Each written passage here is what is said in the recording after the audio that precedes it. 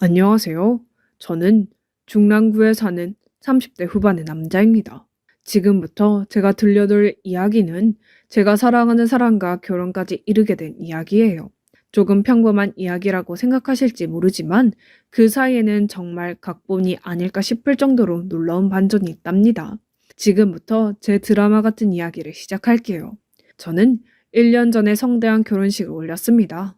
딱히 결혼식에 대한 로망이 없는 저는 무뚝뚝한 남자인데도 그 결혼식은 잊혀지지가 않네요. 아버지는 세상 살다 보면 그런 일들은 수없이 많다지만 저는 절대 아니라고 생각해요. 이런 일은 평생을 살아도 겪지 못한 사람들이 널리고 널렸을 겁니다. 이 결혼식을 이야기하기 위해서는 저의 어린 시절을 얘기하지 않을 수가 없습니다. 어릴 적 저는 굉장히 불우한 환경에서 자랐어요. 어머니가 도박 중독이시라 허구한 날 집에 빨간 딱지가 붙었었거든요. 남들은 영화에서나 보는 일을 저는 10번도 넘게 겪었답니다. 하지만 그때마다 아버지는 어머니를 용서하셨어요. 사람이 나쁜 게 아니라 도박이라는 마수가 어머니를 조종한 것뿐이라며 매번 어머니를 용서하셨어요. 솔직히 저는 그런 아버지를 용서할 수 없었어요. 물론 저 역시 어머니를 원망하지 않았습니다. 사실 빨간 딱지의 의미를 알기에는 너무 어리기도 했고요. 하지만 문제는 저를 대하는 어머니의 태도였습니다. 대체 왜 너 같은 놈이 나와서 날 괴롭히는 거야? 사라져. 그냥 사라져 버리라고. 말리지 않을 테니까 그냥 꺼져버려. 어머니는 아버지가 없을 때마다 제게 저주 섞인 폭언을 퍼부으셨어요. 정말 이해가 되지 않았어요. 어릴 적 보던 동화책에는 어머니라는 사람은 자식을 끔찍히 아낀다는데 저희 어머니는 제가 사라져 버리기를 바라셨거든요. 그런 폭언은 아버지가 계실 때면 정말 깨끗하게 사라졌고요. 하지만 아버지가 일을 나가실 때면 어머님은 다시 제게 폭언을 퍼붓거나 화풀이에 가까운 폭력을 가하셨어요. 제가 생각하는 어머니라는 사람은 폭력 아니면 도박 두 가지의 이미지였습니다. 그러던 어느 날 최소한 자정까지는 들어오시던 어머니가 하룻밤이 지나도록 들어오지 않으시더니 완전히 자취를 감추시더군요. 아버지와 저는 영문도 모른 채 어머니를 하염없이 기다렸고요. 그리고 며칠 뒤 누군가 찾아왔습니다. 하지만 그건 어머니가 아니라 검은 정장을 입은 깡패들이었어요. 깡패들은 아버지와 저를 폭행하며 돈을 내놓으라고 협박을 했답니다. 그제서야 깨닫게 되었어요. 어머니가 거액의 도박빚을 저희 가족에게 떠넘긴 채 야반 도주를 했다는 것을요. 그때부터 저희는 이전과 비교할 수 없는 고생을 하게 되었습니다. 감당하기도 힘든 빚더미를 떠안게 되니 정말 괴로웠습니다. 하지만 아버지는 저를 포기하지 않으셨어요.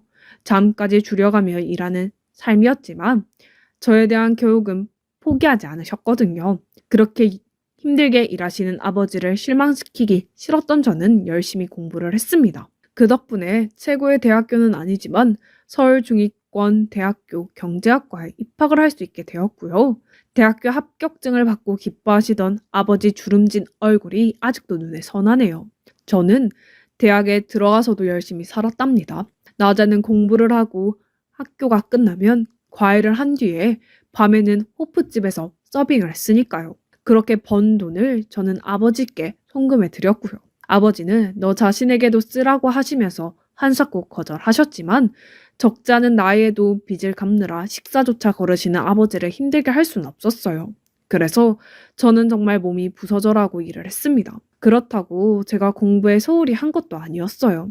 저에게 주어진 시간이 굉장히 한정적이라 저는 최대한의 효율로 공부를 했고 매 학기마다 장학금을 받을 수 있었습니다. 솔직히 그때는 생각하면 뭔가에 미쳐 있었다는 말밖에 할 수 없다는 생각이 들었어요.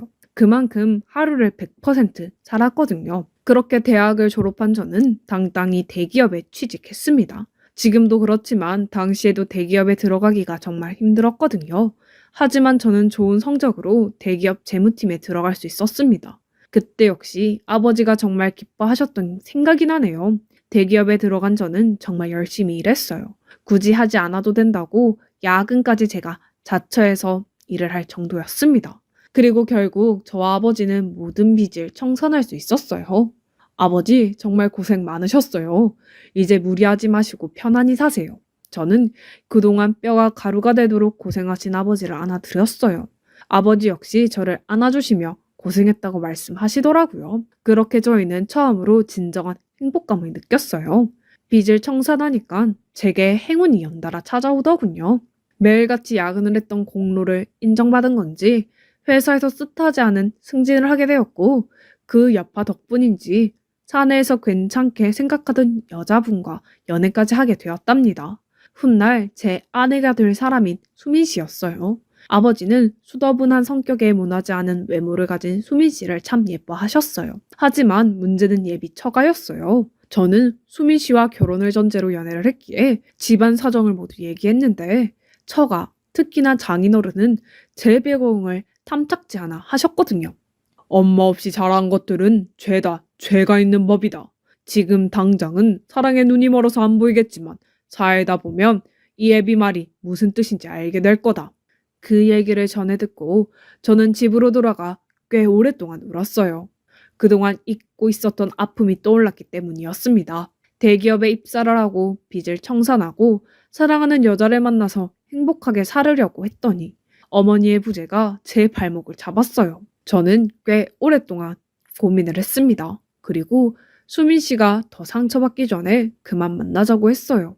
자기야, 우리 그냥 여기에서 정리하자. 결혼도 하기 전에 그런 말씀을 하신다면 결혼 후에는 내가 듣길 만한 잘못을 할 때마다 내게 어머니가 없다는 걸 걸고 넘어지실 거야. 내가 어머니 사랑을 받지 못하고 자란 사람이지만 그렇게 하고 싶지 않아. 그러니까 더 정들기 전에 여기에서 끝내자. 저는 수민 씨에게 이별을 통보했어요. 하지만 수민 씨는 상관없다며 저를 붙잡더군요. 마음이 아팠던 저는 몇 번이나 이별을 통보했지만 수민 씨의 애원에 다시 붙잡혔습니다. 마음이 아팠어요. 평범한 어머니만 있었어도 이런 일이 없었을 텐데 하는 생각이 계속해서 맴돌았거든요. 저와 제한 수민 씨는 자기가 아버지를 잘 설득하겠다며 걱정하지 말라고 하더군요. 하지만 몇 달 뒤에 수민 씨와 카페에서 즐거운 시간을 보내고 있다가 우연히 수민 씨 핸드폰을 보게 되었어요. 그 카톡창을 보고는 저는 또 한 번 충격을 받고 말았습니다. 아무리 생각해도 안 되겠다. 출신도 의미도 없는 집안과는 결혼시키지 못하겠다. 그러니 없던 일로 하자꾸나. 저는 내용을 읽고 또다시 큰 상처를 받고 말았습니다. 가슴이 참 답답하더군요. 직장도 나쁘지 않고 돈도 차곡차곡 모아가고 있고 제 인품도 그렇게 나쁘지 않았는데 그저 어머니가 없다는 이유 하나만으로 온갖 미움을 받고 있었으니까요. 분명 아무 이유 없이 제가 마음에 들지 않아서 출신을 운운하며 결혼을 반대하는 것 같아 보였어요. 그래서 저는 이후에도 몇 번이나 수민 씨에게 이별을 통보했어요. 제 잘못이 아닌 것으로 미움받아봤자 평생 혼자 사는 게 낫다고 생각했기 때문이었어요. 하지만 그때마다 수민 씨는 저를 잡았고 결국 예비 장인어른의 고집을 꺾고 결혼 허락을 받았습니다. 그렇게 결혼을 하기로 결정한 향가는 상견례를 하게 되었어요. 당연하게도 저희 쪽은 아버지와 저만 나가게 되었지요. 장인어른은 그런 저희 모습을 바라보며 상견례 내내 불쾌하다는 듯한 기색을 팍팍 풍기셨어요. 그래도 저는 버텼습니다. 하지만 아버지까지 그런 취급을 받는다는 게 정말 불쾌하더군요. 저는 상견례 자리를 박차고 일어나고 싶은 걸 몇 번이나 참았어요. 하지만 수민 씨를 생각해서 어떻게든 상견례를 마쳤습니다. 집으로 돌아간 저는 아버지께 죄송하다고 말했어요. 아버지, 죄송해요. 제가 괜찮은 집안을 골랐다면 이런 일이 없었을 텐데. 자식이 안목이 없어서 아버지께 이렇게 상처를 드리네요. 정말 죄송합니다. 저는 아버지 마음에 못을 박은 것 같아 마음이 정말 좋지 않았어요. 하지만 아버지는 오히려 저를 위로하시더군요. 아니다 지서가. 상견례 자리가 석연치 않았던 건 사실이지만 이 애비가 사돈을 만나면 면목이나 있겠니. 그러니 내 걱정은 하지 마. 그리고 어차피 너도 막상 결혼하면 장인 될 분과 만날 일이 그렇게 많지 않을 거다. 그러니까 수민이만 바라보면서 알콩달콩 살거라. 너만 행복하게 산다면 이 애비는 무슨 일을 당해도 상관없다. 아버지는 끝까지 저만 생각하셨어요. 그날 역시 아버지를 끌어안고 얼마나 많이 울었는지 모르겠습니다. 어릴 때 집에 붙은 빨간 딱지를 바라보며 색깔이 이쁘다고 했던 꼬마가 이렇게 장가를 가게 되었으니까요. 그렇게 저와 수민 씨는 본격적인 결혼 준비에 나서게 되었어요. 대부분의 절차를 마친 제게 남은 건 결혼식 때 주례를 봐주실 분이었습니다. 저는 아버지께 혹시 괜찮은 분이 있으신지 슬쩍 여쭤봤습니다. 그랬더니 아버지가 기다렸다는 듯이 점 찍어 놓은 사람이 있다고 하시는 거예요. 그래서 누구냐고 물어봤습니다. 그랬더니 아버지가 운영하시는 치킨집의 건물주라고 하시더라고요. 황당했습니다. 보통 주례는 어릴 적 은사님이나 회사 임원분 또는 대학 교수님 정도에게 부탁드리는 걸로 알고 있거든요. 그런데 갑자기 아버지 가게에 있는 건물의 건물주라니 그 뜬금없는 말씀에 저는 잘못 들은 줄로만 알았어요. 하지만 아버지는 평소 진지한 성격으로 농담을 모르시는 분이셨거든요.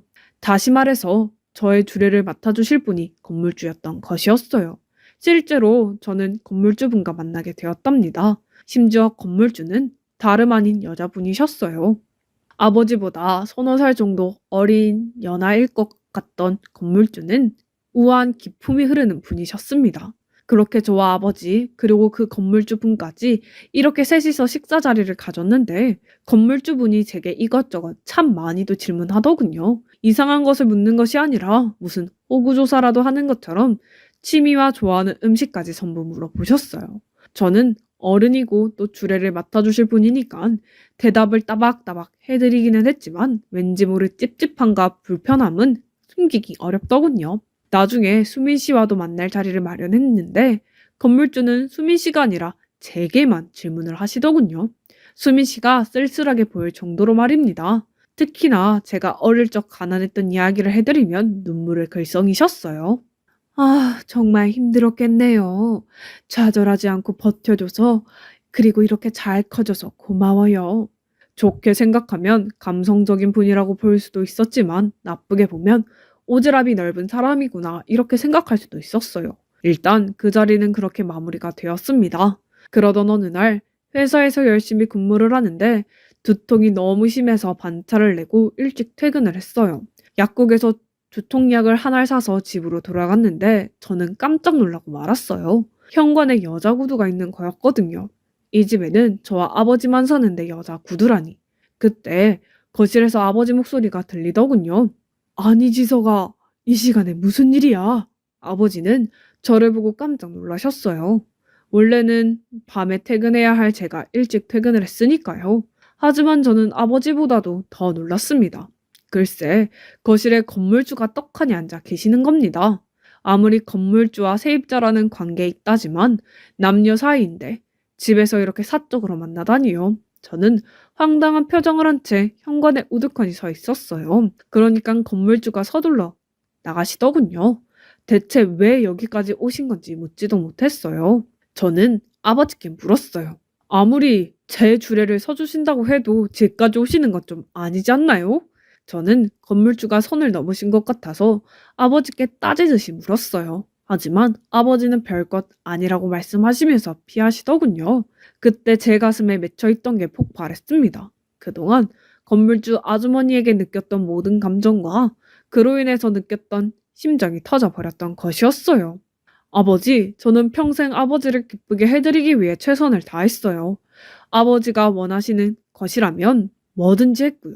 하지만 이번에는 정말 못 참겠습니다. 저분 대체 누구세요? 누구신데 제 주례를 서시는 거며 대체 뭔데 저에 대해 꼬치꼬치 물으시는 건데요. 오늘 저희 집까지 찾아오신 이유는 대체 뭐고요? 아버지, 저분에게 약점 잡힌 거라도 있어요? 그런 거예요? 저는 아버지에게 그동안의 울분을 토해냈어요. 가족이라고는 저밖에 없는 아버지 가슴에 못 박는 일이라는 건 잘 알고 있었지만 너무 답답한 나머지 하고 싶은 말을 다 해버렸네요. 왜 말씀이 없으세요? 무슨 말씀이라도 좀 해주세요. 오늘은 들어야겠으니까. 저의 추궁에도 아버지는 아무런 말씀이 없으시더군요. 그때 아버지께서 대답 없이 핸드폰을 드시더군요. 그리고는 어딘가로 전화를 걸더니 다시 오라고 하시는 거예요. 그렇게 잠시 뒤 저희 집 현관으로 누군가 들어왔습니다. 그런데 그분은 다름 아닌 건물주 그분이시더라고요. 정말 기가 막혔어요. 하지만 아버지는 전부 얘기해 줄 테니까 일단 앉으라고 하시더라고요.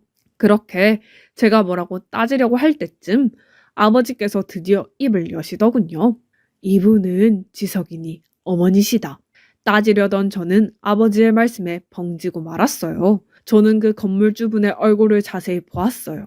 동의하지 않은 듯한 표정, 그건 마치 아버지의 말씀이 사실이라는 걸 증명하는 듯 했어요. 아버지, 그게 무슨 말씀이세요? 저희 어머니는 두 분이 아니잖아요.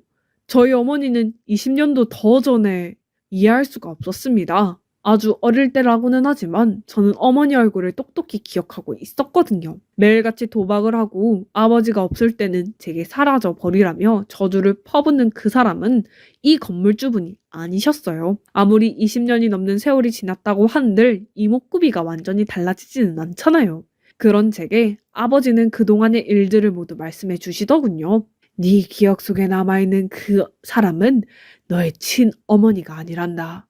그리고 네 진짜 생모는 이분이셔. 아버지는 저를 학대했던 그분은 계모시고 이 건물주분이 저를 낳은 친어머니라고 하셨어요. 사실 아버지는 결혼을 한 번 하셔서 저를 낳으셨는데 가정 형편이 너무 힘들어서 옆에 계신 건물주께서 저와 아버지를 두고 도망을 쳤다고 합니다. 그렇게 수년의 세월을 지내다가 제게 엄마가 필요하다는 생각이 들어서 계모와 재혼을 하셨던 거고요. 하지만 계모마저도 거에게 도박빚을 남기고 도망가셨고 아버지는 본인의 생애는 여자복이 없다는 생각이 들어 저와 단둘이서 살아오셨다고 해요. 그런데 제가 결혼 준비하기 전 1년 전쯤 어머니가 아버지를 찾아오셨다고 합니다. 그러면서 다짜고짜 무릎을 꿇으며 잘못했다고 오열하셨다고 하더군요. 그동안 어머니는 마음속에 항상 죄책감을 담고 살았다면서 단 하루도 저희를 잊은 적이 없다고 말씀하셨다고 했어요. 그러면서 그동안 잘못한 일들을 이제는 갚고 싶다며 찾아왔다고 했고요. 어머니가 집을 나간 이유는 아버지는 어느 정도 이해를 하셨던 것 같아요. 들어보니까 그건 바로 저를 낳으시고 시부모님이랑 같이 힘들게 살았었는데 가정 형편도 안 좋았는데 시집살이가 너무 심했다고 하시더라고요. 특히 엄마는 시어머니께서 하루도 빠짐없이 폭언과 시집살이 그리고 심지어 폭행까지 툭하면 저질러 버리시는 바람에 그게 무서워 참다 못해 집을 나가신 것 같다고 하더라고요. 그때 아버지가 어머니를 더 안아주고 보살펴 주셨는데 아버지는 그때는 속이 없어서 그러지 못했었다고 하네요. 아무튼 아버지는 어머니를 그렇게 용서했다고 했습니다. 그리고 또 믿기 힘든 고백을 하더군요. 1년 전에 아버지가 치킨집을 차렸는데 그것도 나 엄마가 건물 하나를 비워서 아버지께 뭐라도 좀 해보라고 하셔서 차리게 됐다고 하네요. 저도 그때는 좀 의아하기는 했어요. 평생 장사라는 건 해보지도 않은 분이셨는데 갑자기 치킨집을 한다고 하시니까 저도 좀 놀랐던 건 사실이었습니다. 알고 보니 다 그런 이유가 있었던 것입니다. 그동안 어머님은 30년 동안 안 해본 일 없이 악착같이 돈을 모았다고 합니다. 그래서 언젠가는 다시 저희에게 돌아올 날만을 고대했다고 하고요. 그러다가 운 좋게 어머니가 사둔 땅이 개발되면서 건물주가 될 수 있었다고 하더군요.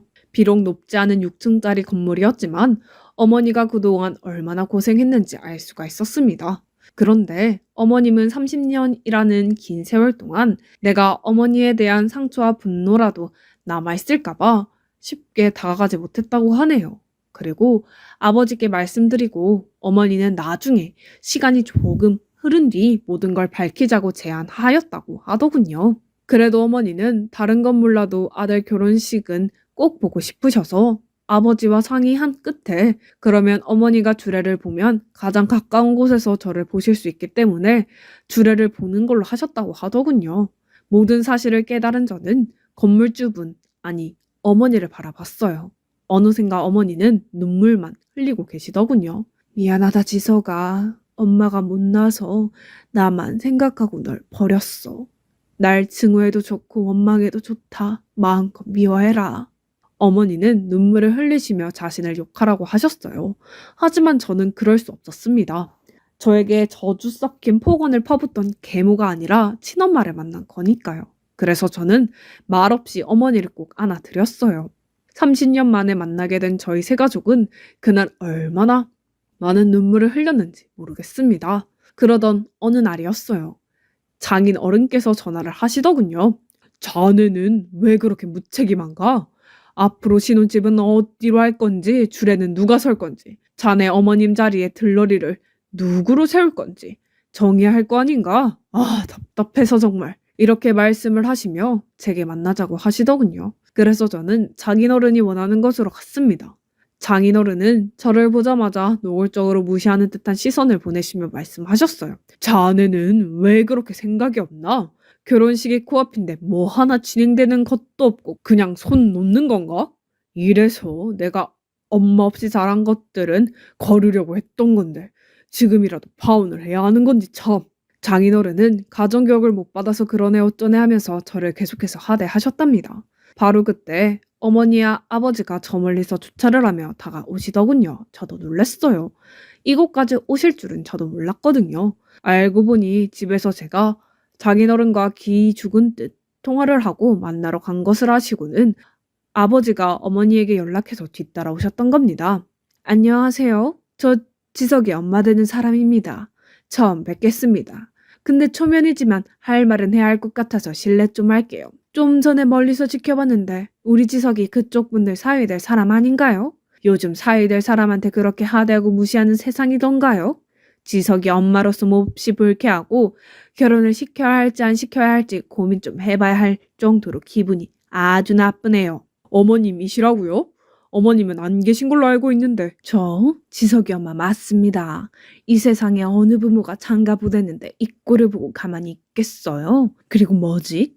지금 고작 그것 때문에 제 아들 뭐라고 했던 겁니까? 열받네요. 제가 서울에 45평짜리 아파트 구해주기로 했어요. 그러니까 그쪽에서는 뭘 해주실 건데요? 45평 아파트. 저도 처음 들어본 얘기였어요. 서울에서 45평짜리 아파트를 사려면 적어도 수십억은 할 텐데 그걸 신혼집으로 마련해 주신다니요. 너무 놀라서 입이 다물어지지 않더군요. 그리고 무엇보다 어머니가 자긴 어른하고 이야기를 하면서 우리 아들, 우리 지석이 내 아들 이렇게 말씀해 주시니깐 저도 모르게 눈물이 나왔어요. 지금껏 살면서 단 한 번도 제대로 엄마라고 불러본 적 없었는데 저를 낳아주신 친모가 떡하니 내게 와서 따뜻하게 제 이름을 불러주니 묘한 감정이 들기 시작하더군요. 아, 이게 엄마라는 느낌이구나. 세상 무엇과도 바꿀 수 없는 이름. 이게 바로 엄마, 어머니구나 느낄 수 있었어요. 어머니는 계속해서 그 자리에서 물러서지 않더군요. 자, 말해보세요. 집은 제가 알아서 좋은 집으로 구해줄 테니까 그쪽에서는 우리 쪽에 뭘 해주실 수 있냐고요. 거듭 장인어른에게 말을 하니까 장인어른은 꼴먹은 벙어리처럼 아무 말씀도 못하시더군요. 갑자기 사부인이 나타난 것만으로도 놀랄 일인데 나타나서는 45평짜리 아파트를 해준다면서 역으로 오히려 어머니가 뭐 해줄 건지 압박을 주니까 아무 말도 못할 수밖에요. 왜 말씀을 못하시는 건데요? 그럼 제가 요구를 할게요. 제가 아파트는 말씀드리는 대로 구해 놓을 거니까 그 안에 가전제품이고 살림살이고 제일 좋은 거 비싼 걸로 넣어주세요. 우리 아들에게 집 해오라고 하는 건 그 정도 능력 있으니까 말씀하시는 거 맞으시죠? 이번 주까지 집에 필요한 물건들 정리해서 문서로 보내드릴 테니까 알아서 정리해 주시기 바랍니다. 아시겠어요? 아이고, 갑자기 그런 말씀을 하시면 저희도 생각이라는 게 다 있는데요. 갑자기 그렇게 통보를 하시면 어째요? 저희도 생활에 맞게 지출해야 하는데. 뭐요? 지금까지 생각이 있으신 분들이 사위에게 그렇게 막말하고 포언하고 무시했습니까?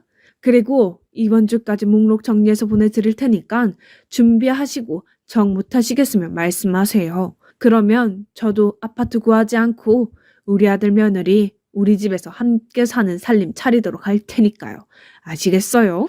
그러면서 저의 손을 잡고 가자고 하더군요. 저 사부인. 장인어른은 불렀지만 어머니는 대꾸도 하지 않으셨어요. 그러면서 뒤통수 한 대 맞을 만한 소리를 그 앞에서 들릴 듯 들리지 않을 듯 한마디 하며 차가 세워진 쪽으로 갔습니다. 뭐야 저거 20년도 넘은 BMW 아니야?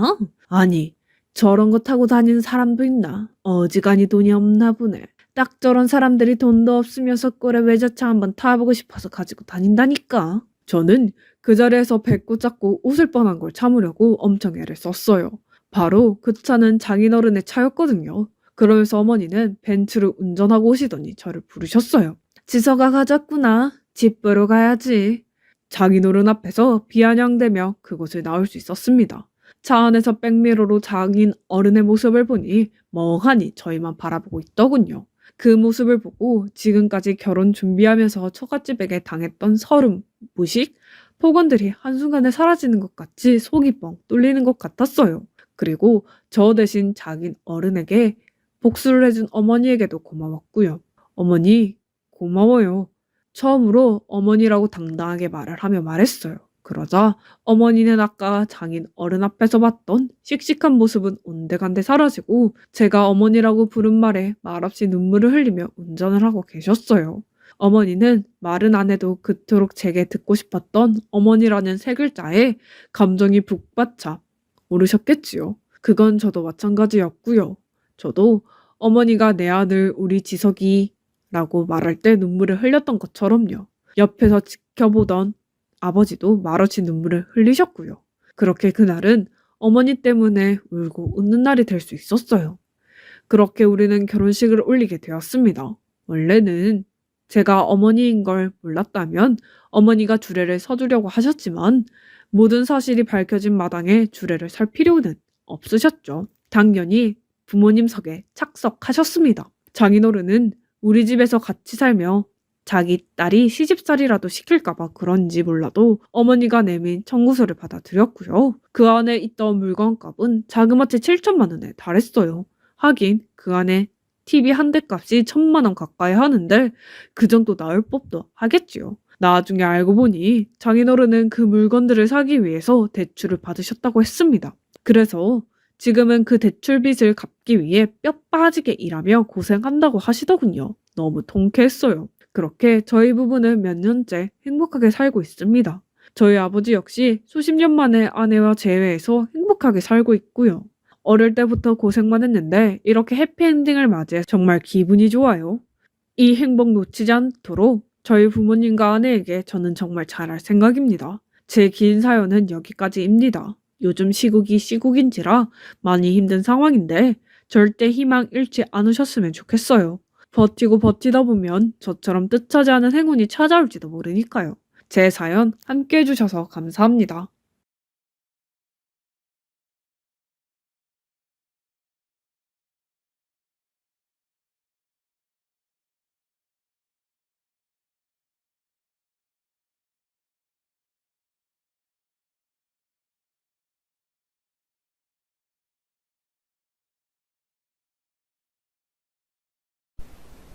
안녕하세요. 제 사연을 보내게 되었는데, 먼저 그분은 결혼을 준비할 때부터 아이 계획도 함께 세웠을 정도로 아이를 손꼽아 기다리고 있었어요.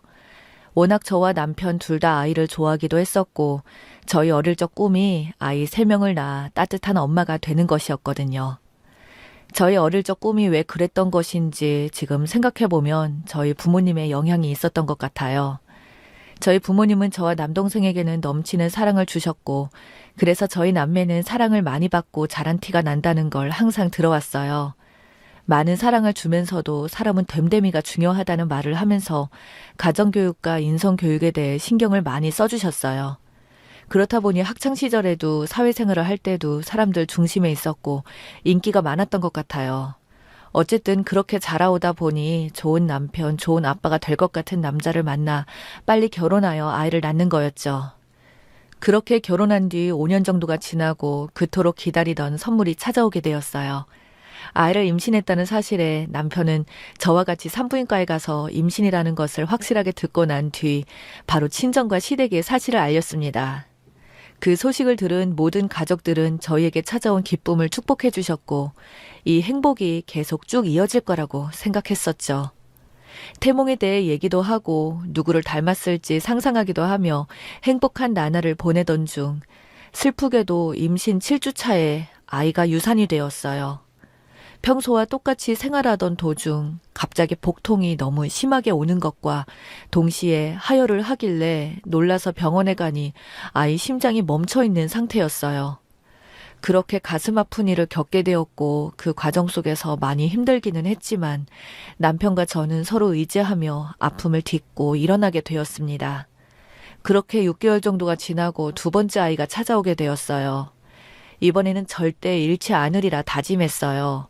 첫 이별 이후 저희 부부뿐만 아니라 양가 부모님께서도 지켜보시면서 많이 힘들어 하신 것을 알기 때문에 임신 소식을 조심스럽게 알려드렸어요. 그랬더니 양가 부모님도 모두 너무나 기뻐하시면서 정말 수고했다고 이제 마음의 짐을 좀 덜 수 있겠다며 기뻐해 주셨죠. 시어머님은 자신의 꿈에 호랑이가 나왔다고 하면서 태어나면 집안을 크게 일으킬 아이라고 하셨어요. 그렇게 두 번째 아이의 태명은 희랑이라고 희망과 사랑이라는 뜻이 담기기도 했고 태몽에 나온 호랑이와 발음이 비슷해서 그렇게 불렀습니다. 저희가 얼마나 노력하고 사랑해주는 것을 알아주는지 정말 쑥쑥 커서 무럭무럭 잘 자라주더군요. 의사 선생님이 넌지시 방은 파랑색으로 꾸미셔야겠어요 해주시길래 남자인 줄 알게 되었습니다. 그래서 출산 날짜가 다가오진 않았지만 예쁜 아기 옷이나 물건이 보이면 샀던 기억이 나요. 그러다가 임신 6개월 차에 검진 날이 되어 남편과 함께 검진을 받으러 산부인과에 가게 되었습니다. 얼마나 컸을지 기대하면서 제 차례가 오기를 기다렸죠. 그런데 검진을 하던 도중 의사 선생님 표정이 굳어지기 시작했고 당장 수술을 하자고 했습니다. 알고 보니 아이 심장 소리가 들리지 않았던 것을 선생님이 눈치채고는 곧바로 조치를 취하게 된 것이었죠. 전과 달리 복통에 출혈이 없었기 때문에 저는 유산일 거라고 전혀 상상하지 못했습니다. 뱃속에서 이미 많이 커져버린 상황이기 때문에 아이를 낳는 것과 거의 비슷하더군요. 스스로 회복을 위해 많이 노력했고 제 주변 사람들도 많이 걱정해주면서 저를 많이 배려해 주었어요. 그 뒤로 첫 생리를 하는데 생리통이 너무 심하기도 하고 생리양이 전보다 많아졌기에 놀랐지만 다음 생리 때는 괜찮아지더군요. 그리고 산부인과에서도 수술이 깔끔하게 잘 되었다고 하기도 하고 인터넷에서 찾아보니 수술 후 이런 경우가 간혹 있다고 하길래 크게 걱정하진 않았어요. 솔직히 말하면 두 번째 유산을 하게 된 후 많이 힘들었던 것 같아요. 좀 많이 지쳐있던 상태였고 유산을 하다 보니 제 몸에 신경 쓸 겨를도 없었죠. 그러다 이번에는 정말 죽을 것 같아서 정신을 차리고 건강을 회복하기 위해 다시 일어서기 시작했습니다. 그렇게 1년간의 제가 노력을 하니까 서서히 괜찮아지기 시작했고 그때부터 남편과 여행을 많이 다녔어요. 유산을 겪은 후 총 2년이라는 시간이 지난 뒤 다시 임신 계획을 세워보자는 이야기가 나오게 되었어요. 임신을 제대로 준비하기 위해 산부인과에 가서 자궁 건강을 체크하고 가게 되었습니다. 그런데 그곳에서 충격적인 사실을 알게 된 것이죠. 자궁 이쪽에 약 5cm 정도 되는 크기의 혹이 있었고 작은 통증과 함께 있었기 때문에 의사 선생님은 적출 수술을 권유하시더라고요. 솔직히 많이 고민했습니다. 선생님은 요즘에는 수술 말고도 다른 방법이 많다고 하면서 선택지가 수술밖에 없는 것은 아니라고 하더군요. 처음에는 시술로 치료를 해보기로 시작했습니다. 그런데 한 반년쯤 지나고 보니 갑자기 혹이 더 커지게 되었고 결국 수술을 해야 하는 상황이 오게 되었습니다. 저희는 그토록 아이를 바래왔기 때문에 더 고민이 되었던 것 같습니다. 하지만 남편은 저만 있어도 된다고 아이는 필요 없다고 하며 저를 다독여줬습니다. 그런데 남편이 수술 후 2년 정도 지나고 나니 변하기 시작했습니다. 옛날에는 항상 저만 있어도 된다고 하면서 회사 끝나면 친구들도 만나지 않고 저와 함께 있던 남편은 점점 외출이 늘어났어요. 솔직히 결혼하고 많은 시간을 보냈었기 때문에 조금만 참으면 남편이 다시 돌아올 거라고 생각했죠. 항상 모든 부부가 좋은 사이로 살 수 있는 것은 아니니까요. 근데 한참 지나고 보니 시간이 지나도 변하지 않더라고요. 그래서 저는 주말에 남편이 친구를 만나고 오겠다고 하길래 조심스럽게 말을 꺼내봤습니다. 오늘 나가지 말고 같이 있는 거 어때? 라고 했더니 갑자기 짜증을 확 내는 겁니다. 아, 진짜 맨날 붙어 있잖아. 왜 이렇게 바라는 게 많아? 아, 우리가 시간이 부족한 것 같아서. 아, 짜증나게 말 더하게 만들지 마. 이런 식으로 계속 말하는 남편에게 저도 조금씩 지치기 시작했고 결국 저희는 말싸움으로 번지게 되었어요. 그런데 문제는 남편이 저에게 말실수를 했다는 거죠. 내가 친구 좀 만나고 오겠다는데 왜 이렇게 난리치고 그래? 애도 못 낳는 게 말이야. 애를 못 낳는 게? 이 한마디가 제게 비수가 되어 꽂히더군요. 남편도 아차 싶었는지. 그러니까 그건 그렇고. 그래. 라고 하면서 나가지 않았고 며칠간 저희 사이는 어색했습니다. 그때부터 이 남자는 권태기가 아니라 저에게 마음이 떠난 것이구나라는 것을 알고 남편을 의심하게 되었습니다. 그렇게 몇 주간 남편을 조심스럽게 지켜보다가 남편과 시어머니 문자 내용을 우연히 보게 되었어요. 그걸 보고 정말 치가 떨렸습니다. 시어머니는 제가 임신하지 못하는 사실을 알게 된 후 남편과 저를 이혼시키겠다는 생각을 하셨나 봐요. 그래서 시어머니는 남편에게 1년 전부터 이혼 얘기를 권했고 남편은 절대 그러지 않겠다고 그런 얘기 다시는 꺼내지 말라고 했고 아무리 설득해도 남편이 안 넘어오니까 어머니가 그럼 여자 한번 만나보고 오라고 그 뒤로는 절대 말하지 않겠다고 해서 남편이 저를 속이며 나가게 된 것입니다. 그런데 첫 만남부터 강렬했는지 결국 사랑에 빠지게 된 것이고 계산해보니 남편이 변하기 시작한 시기와 딱 떨어지더라고요. 이 여자가 시부모님과 남편 이렇게 여행도 하고 식사 자리로 가지면서 저보다도 시댁에 더 왔다 갔다 한 것 같았습니다. 그 사실을 알자마자 저는 시댁에 달려갔습니다. 시댁에 가니 어머니가 당황스러운 표정을 지으면서 문을 열으시더라고요. 들어오라고는 하지 않으시고 여긴 어떻게 왔니? 라고 하길래 갑자기 촉이 와서 시어머니를 밀치고 집 안으로 들어갔습니다. 그 안에는 남편과 남편의 내연녀가 앉아 있었습니다. 어머니와 내연녀를 데리고 식사를 하고 있었던 것이었죠. 그 여자는 제가 누구인지 이미 알고 있는 것 같았는데 모른 척하고 물었어요. 어머니, 이 여자 누구예요? 제가 모를 거라고 생각했는지 옆동 아가씨라고 하더군요. 그래서 식탁으로 걸어가서 식탁 위에 있던 그릇들을 전부 바닥으로 쓸어버렸습니다. 그랬더니 시어머니는 그런 제 모습에 놀라서 저를 바라보고 있더라고요. 다시 말해보세요. 앞동 아가씨라고요. 아가 왜 그래? 계속 거짓말하는 시어머니에게 너무 화가 나서 거실로 걸어가서 손에 잡히는 걸 모두 던져버렸습니다. 그 여자는 제가 난리를 피우는 와중에 남편에게 전화를 걸고 시어머니는 제가 난리를 더 이상 못 피우도록 붙잡고 있었지만 화가 난 제 힘을 이기지 못하고 부딪히자 바닥에 앉아버리더라고요. 그리고 핸드폰을 바닥으로 던져버렸습니다. 그랬더니 저보고 미쳤다고 달려들더라고요. 제가 소리 지르고 시어머니에게 말을 걸었습니다. 제가 모를 줄 알았어요? 정말 장난하세요? 다시 물어볼게요. 이 여자 누구예요? 라고 했더니 그제서야 시어머니가 술술 말하더라고요. 근데 이 여자가 가만히 있어도 될 판인데 제 화를 돋구더라고요. 네가 뭔데 여기서 행패야. 꺼져. 애도 못 낳는다면서. 그 말에 전 이성을 잃었고 막말을 했죠. 그래, 넌 참 건강해서 좋겠다.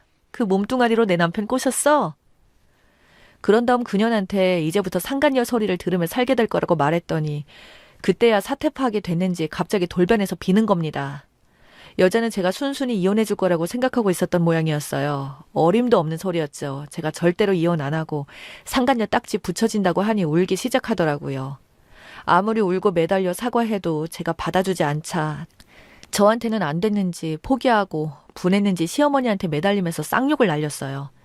그러자 시어머니는 당황해서 저에게 자기가 잘못했다고 무릎을 꿇고 빌더군요. 내가 미쳤어. 착한 며느리 쫓아서 이혼시키고 못된 여우를 집안에 들일 뻔했네. 미안하다. 용서해라. 그러더군요. 이 둘이 번갈아가면서 저에게 매달렸지만 저는 다 뿌리치고 나와서 아무 생각도 들지 않아 그냥 무작정 친정집에 갔습니다. 그렇게 친정집으로 차를 몰고 가는데 산책을 가려고 밖으로 나오는 엄마를 보자마자 갑자기 굉장히 화가 풀렸습니다. 저는 순간 현관문 앞에서 눈물이 멈추지 않았고 엄마는 왜 그러냐며 서둘러 저를 집으로 데리고 들어가자고 했어요. 저는 몰랐는데 식탁 위에 있던 그릇들이 떨어지면서 깨진 조각들이 제 발에 박혀 있더군요. 제 힘을 감당하지 못할 정도로 써서 그런지 온몸이 떨리기도 했고요. 놀라시는 어머님에게 좀 전에 있던 상황을 모두 설명했어요. 저희 부모님은 제가 남편과 사이가 좋을 것이라고 당연히 생각하시고 계신 상태여서 그런지 더 충격을 받은 듯 했습니다. 부모님은 남동생에게 전화해서 집으로 호출을 했어요. 부모님께 너무 죄송하지만 저는 너무 놀라고 충격을 받은 상태라 그 시간 그 이후로 부모님과 남동생에게 많은 의지를 하게 되었고 부모님도 동생도 저에게 걱정하지 말라며 다 해결해 주겠다고 하더라고요. 그날 저녁 남편은 저희 친정 부모님과 저만 있는 줄 알고 난장판을 부리려고 찾아왔더라고요. 문을 열어주자마자 신발을 신은 채 거실로 들어와 제 이름을 크게 불렀고 저를 보고 제 멱살을 잡으려고 할 때 남편놈 뒤에서 남동생이 남편놈 등짝을 거세게 내리쳤어요. 남편은 저절로 무릎을 꿇게 되었죠. 너 한 번만 더 누나 눈에 눈물 나게 하면 너 죽고 나 죽는 거야.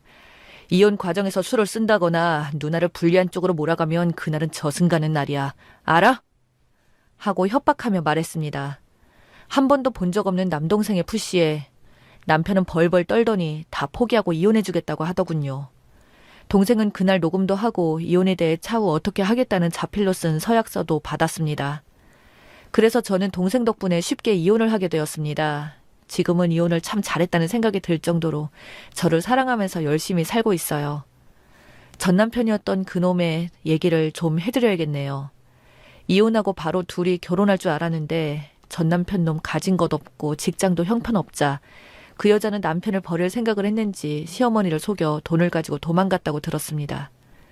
시어머님이 이 여자와도 이혼을 시키면 안 될 것 같으니까 그 상간녀에게조차 빌고 매달려서 당신 아들이랑 잘해보라고 이곳저곳 쫓아다녔던 모양이에요. 그 여자도 보통이 아닌 게 전 시어머니의 재산 반 이상 가지고 잠적했다고 하더라고요. 어쨌든 시어머니에게는 저 여자가 복수를 했고 저에게 모르는 번호로 문자가 와서 봤더니 전 남편이더군요. 아이가 없어서 시원하게 이혼했는데 한번 봐달라고 하기에 차단해버렸습니다.